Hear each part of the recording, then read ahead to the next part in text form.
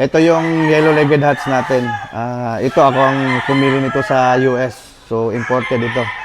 So, ang yellow-legged hats ko is more than 10 years ko na ito na-acquire. Pero ito bagong dating pang upgrade ko. So, yung dati kong yellow-legged hats, nakuha ko yun sa Mexican breeder.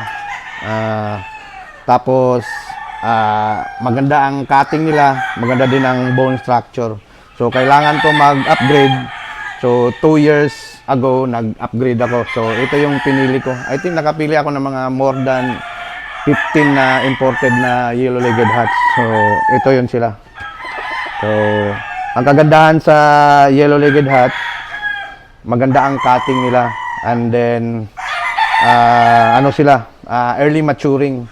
So, ito yung pang-cross ko sa gray, roundhead, at maraming panalo ang yellow-legged hats. Ang kagandahan sa yellow-legged hats, hindi pumapalo sa ere. Talagang body puncher sila. And then, ang yellow-legged hats ko, ito light sila. Ang sabi sa akin ng Mexican is huskin sila na line. So, ito yung yellow-legged na nakuha ko, na-acquired ko.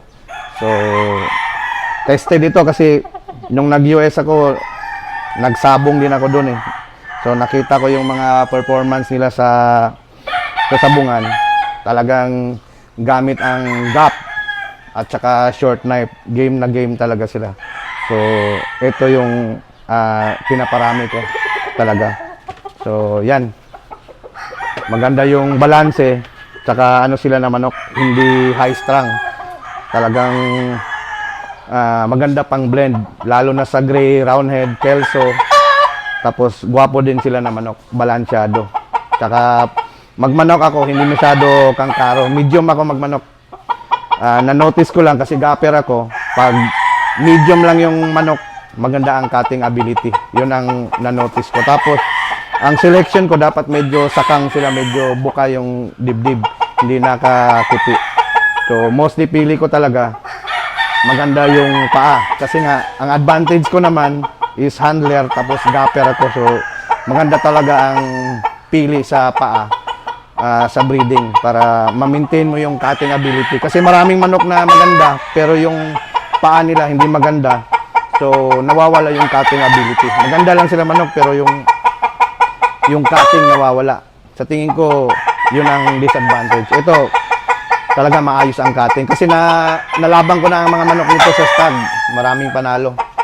So, pwede ko sang ilaban ng puro na yellow-legged. Pero mas maganda talaga na 3-way cross ang mga panglaban na manok. Sinubukan ko lang yung mga anak nito na mga puro. At least nanalo. So, yan.